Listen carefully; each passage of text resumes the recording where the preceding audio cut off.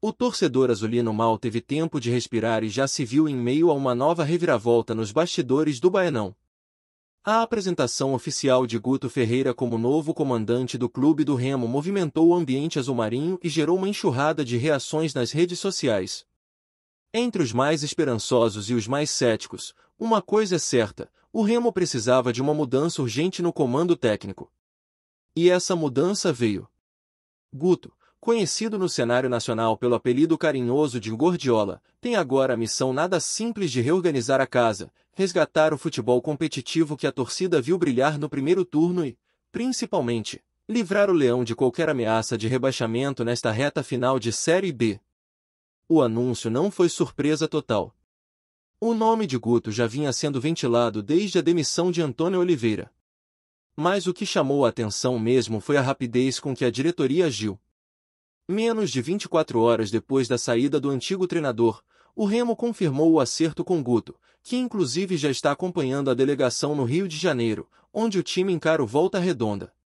Embora ainda não vá comandar o time diretamente do banco nesta partida, o novo treinador já começa a observar de perto o elenco e entender os ajustes que serão necessários para dar identidade ao time neste momento delicado.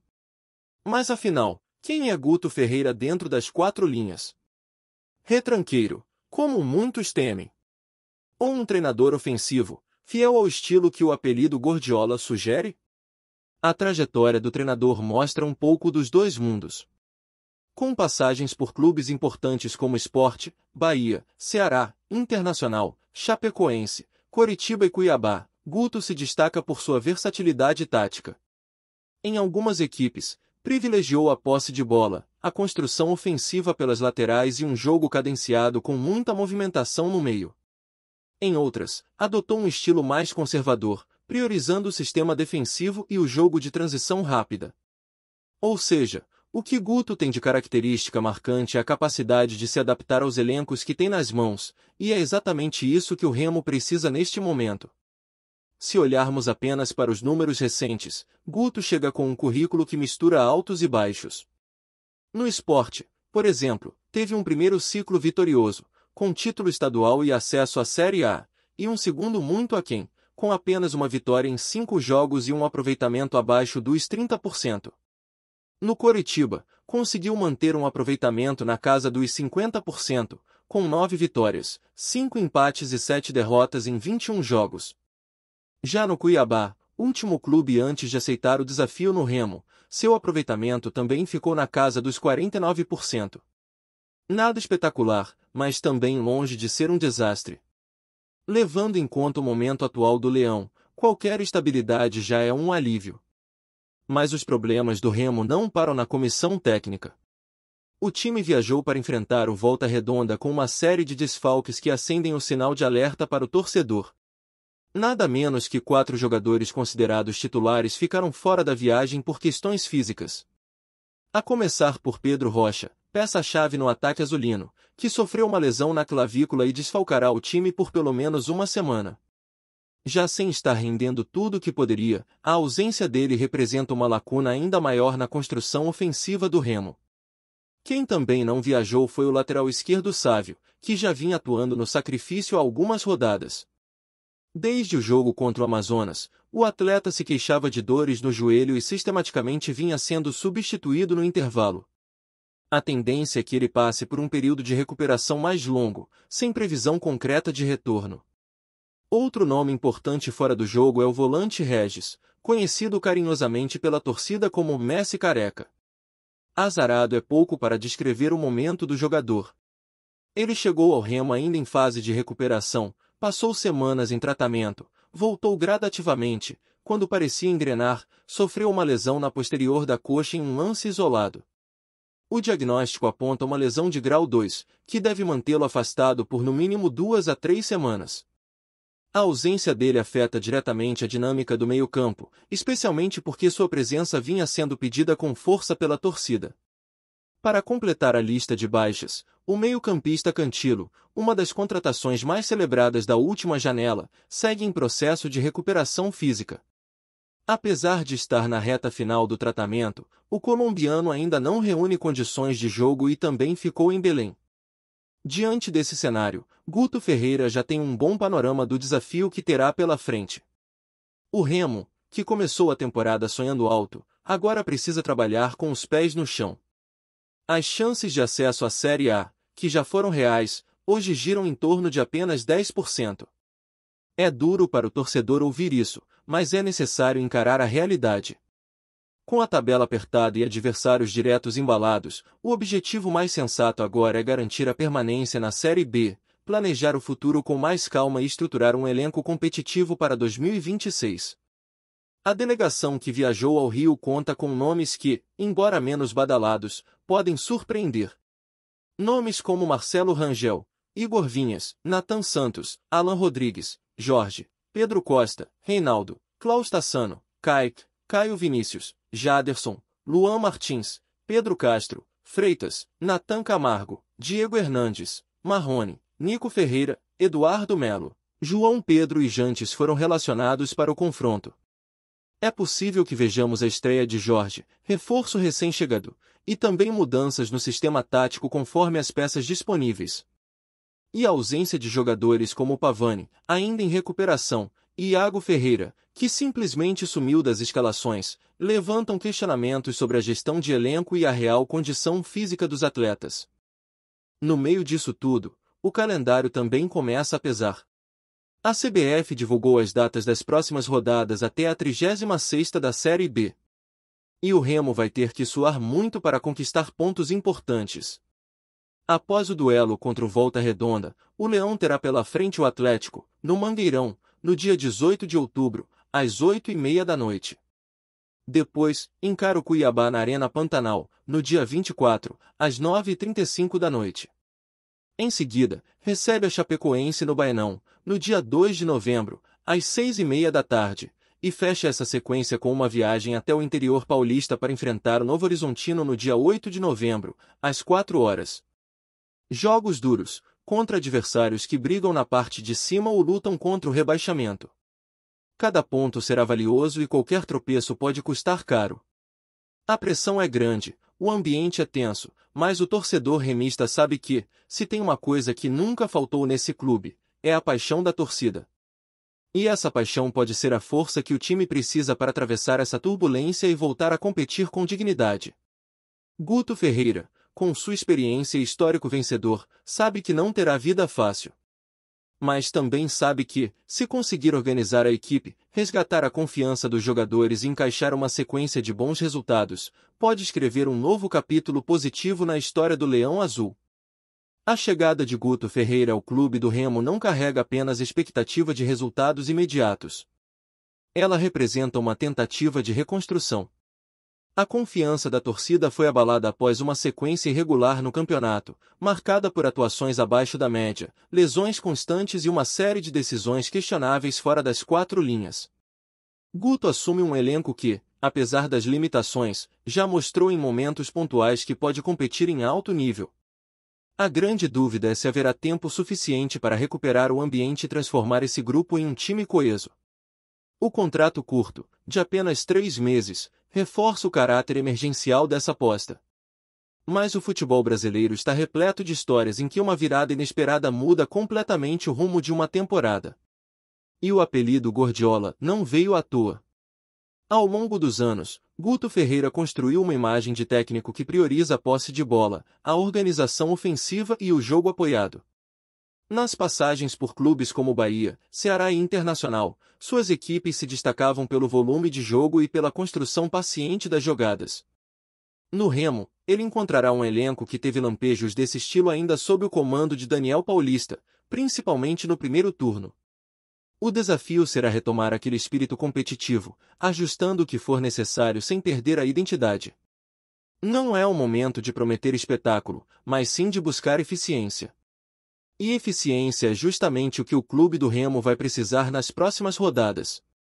Com pouco tempo para treinar e um calendário apertado, Guto vai ter que contar com a inteligência tática para fazer escolhas pontuais e extrair o máximo dos atletas disponíveis. Não será surpresa se o treinador já começar a mudar o esquema tático da equipe nos próximos jogos. Historicamente, Guto gosta de formar um time com forte presença no meio-campo, priorizando jogadores de bom passe e intensidade na marcação. No ataque, costuma usar pontas rápidos e um centroavante que saiba se movimentar fora da área, abrindo espaços para infiltrações. A pergunta que fica é: o Remo tem hoje as peças ideais para esse modelo? A ausência de nomes importantes, como Cantilo e Pedro Rocha, limita bastante as opções. Mas jogadores como Caio Vinícius, Freitas e Luan Martins podem ganhar protagonismo com a nova filosofia de jogo. No sistema defensivo, nomes como Klaus Tassano e Alan Rodrigues terão a responsabilidade de garantir estabilidade na saída de bola, algo fundamental para o estilo que Guto costuma implantar. O volante Pedro Castro, que vinha oscilando entre boas e más atuações, pode ganhar uma função diferente no novo esquema, atuando mais próximo dos zagueiros ou como o primeiro articulador das jogadas. O elenco do Remo, mesmo com as baixas, tem jogadores inteligentes e que podem assimilar bem as ideias do novo treinador, desde que haja confiança e tempo de trabalho. Por outro lado, o emocional da equipe precisa ser trabalhado com urgência. A instabilidade recente afetou claramente a confiança dos jogadores. Partidas que poderiam ter sido vencidas escaparam por detalhes, seja por falhas defensivas, erros de finalização ou pura falta de concentração nos minutos finais. Guto Ferreira chega com a missão de também recuperar a mentalidade vencedora do grupo. A experiência dele pode ser decisiva nesse aspecto. Saber administrar a pressão, blindar o elenco de críticas externas e criar um ambiente de confiança no vestiário são tarefas tão importantes quanto qualquer ajuste tático. E a torcida tem um papel fundamental nesse momento. É claro que a frustração é grande. O torcedor remista passou boa parte da temporada acreditando que o acesso era possível. Viu o time competir bem contra adversários diretos, chegou a frequentar a parte de cima da tabela, e se permitiu sonhar. Mas a dura realidade bateu à porta. Hoje, a matemática aponta apenas 10% de chance de acesso, um número cruel para quem alimentava tanta expectativa. Mesmo assim, é hora de se fazer presente. Estar ao lado do time, empurrar nos momentos difíceis, reconhecer o esforço de quem veste essa camisa mesmo nas adversidades. O apoio da arquibancada pode ser determinante para criar uma atmosfera positiva no Mangueirão e no Baenão, pressionando os adversários e levantando a moral dos jogadores. A relação da torcida com o Remo sempre foi marcada por paixão e cobrança. E é justamente esse equilíbrio que precisa ser mantido agora. Cobrar, sim, mas também apoiar. Entender o momento, mas não se conformar com a mediocridade. Se o clube está reformulando seu projeto esportivo, é necessário que todos os setores caminhem na mesma direção. Diretoria, comissão técnica, jogadores e torcida. A chegada de Guto pode ser o pontapé inicial de uma nova fase, desde que haja coerência nas decisões e comprometimento coletivo. O restante do campeonato será decisivo não apenas para o futuro imediato do Remo, mas também para o planejamento da próxima temporada. Se Guto conseguir dar um padrão de jogo à equipe, garantir a permanência e fechar o ano com um desempenho competitivo, é provável que a diretoria opte por estender seu vínculo. E aí, sim, será possível pensar em um projeto mais sólido para 2026, com tempo de preparação, pré-temporada estruturada e reforços pontuais. O futebol brasileiro é repleto de projetos interrompidos no meio do caminho. O desafio do Remo agora é dar continuidade ao que funciona e corrigir, com sabedoria, o que não deu certo. Enquanto isso, a tabela não perdoa. O Volta Redonda é apenas o primeiro obstáculo de uma sequência complicada. Cada jogo passa a ter peso de decisão, não só pelos pontos em disputa, mas pela necessidade de dar resposta dentro de campo. O adversário da vez é um time competitivo, que costuma dificultar a vida de quem joga fora de casa. Para sair com um bom resultado, o Remo vai precisar ser eficiente nas duas áreas, marcar com atenção e aproveitar as chances criadas. É o tipo de jogo que exige concentração máxima do início ao fim, porque qualquer erro pode custar caro. Gostou da informação? Deixe seu like, compartilhe com os amigos e comente sua opinião sobre o que está rolando no esporte. Quer saber mais sobre seu time favorito? Continue acompanhando o Nordeste Sport News. O que parecia impossível para os torcedores do Paysandu pode estar se tornando realidade. Rosicley Pereira da Silva, mais conhecido como Rossi, atacante que se tornou o ídolo incontestável do Papão, foi flagrado vestindo a camisa do maior rival, o Clube do Remo, e já gerou burburinho nas redes sociais e nos bastidores do futebol paraense.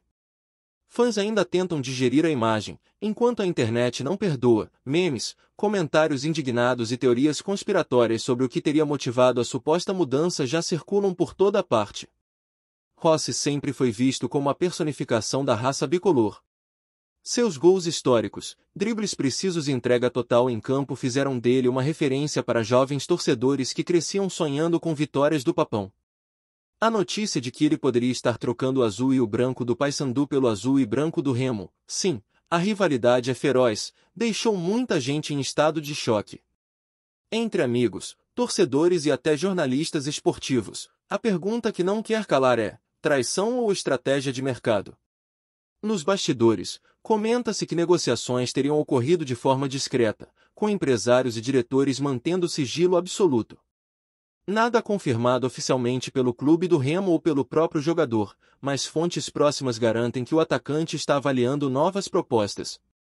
Se a transferência se concretizar, não seria apenas uma simples troca de camisa, seria um choque de sentimentos para a torcida bicolor, que há anos via Rossi como símbolo de lealdade e paixão pelo Paysandu. Enquanto isso, no mundo virtual, a repercussão é imediata. Hashtags como #Rossi no Remo e #Traição Bicolor já começam a circular, acompanhadas de debates acalorados sobre a ética no futebol e a imprevisibilidade da carreira de um atleta profissional. Alguns torcedores tentam racionalizar, afinal, futebol é profissão e decisões são muitas vezes estratégicas.